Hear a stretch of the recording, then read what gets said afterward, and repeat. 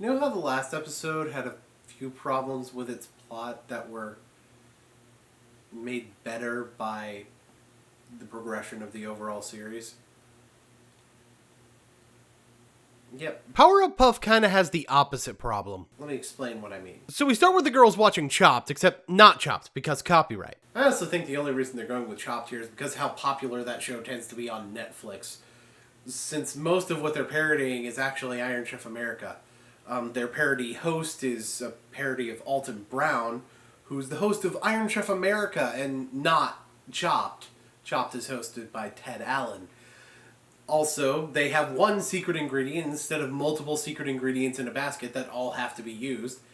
And the announcement of the secret ingredient uses the over-top delivery that's more associated with the chairman, mostly the American chairman, but it's also similar to the Japanese chairman. None of you care. Because of the nature of this episode, they're actually giving us the solution to the conflict before bringing in the conflict. This episode is based on the personalities of the girls, but it doesn't really try to display an outright moral at the end of the episode.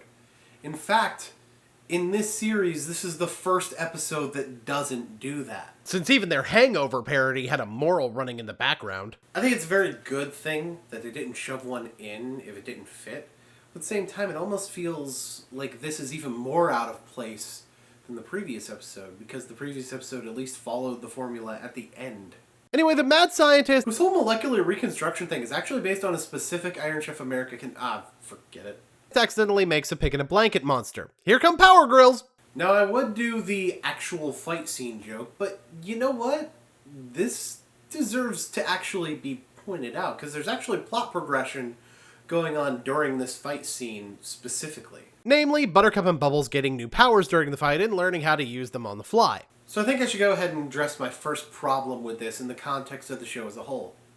We've already seen the girls with these Green Lantern type powers. And more specifically, the conflict of this episode is that Blossom gets these powers late.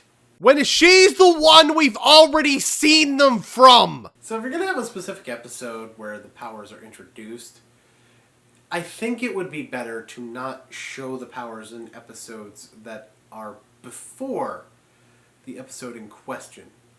The plot kind of drags a little bit in this episode, but to be honest, in this case I don't really blame him. It's a common superhero story, and the second act always involves life beating down the hero in question, and almost has to be dragged out in order to make it effective. But while we're on the fact that, well, this is a Blossom episode, this is the first Blossom episode, and that's another thing in the overall series I have an issue with. Okay, we're 10 episodes in, right? We've had 2 to 3 episodes focused on Bubbles, 3 to 4 episodes focused on Buttercup, and 2 to 3 episodes focused on none of the girls in particular. Of course, that depends on how you interpret Escape from Monster Island and Little Octy Lost. Now, again, this is the first time we've had an episode focused on Blossom, and you know what? Blossom didn't need to get this little treatment. I pointed out in my review of the episode how Escape from Monster Island could have worked better if Blossom was the one forced into the decision. But it works even better when we consider the fact that most of the time when a self-punishment for the girls is involved, Blossom is normally the one dishing it out. You could make the argument that the stayover was partially a Blossom-oriented episode. Except Blossom really only has to do with, again, the self-punishment aspect at the end. And, Buttercup gets an entire flashback to herself, basically. Bye Bye Bellum, even as it was written, would have worked better if it were focused more on Blossom. Since Blossom could accept the responsibilities, and then wind up coming to a hasty decision in finding a replacement. As the leader, the lesson of this episode is one that it makes perfect sense for Blossom to learn specifically, and the mayor can still learn the lesson, by the way. You could have even swapped Buttercup and Blossom's roles in Little Octy Lost a bit. Which would require some very different writing, but it makes a lot of sense for Blossom's character, once you think about it, to want to force Bubbles into being more mature. This is the only one I'm not really 100% sure on, though, admittedly.